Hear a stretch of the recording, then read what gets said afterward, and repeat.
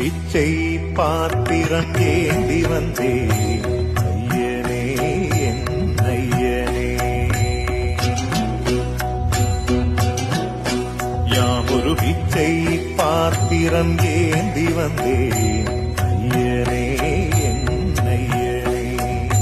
பிண்டம் என்னும் எலும்பொடு சதை நரம்புதிரமும் அடங்கிய உடம்பு எனும் பிச்சை பாத்திரம் ஏந்தி வந்தேன் ஐயனே என் ஐயனே.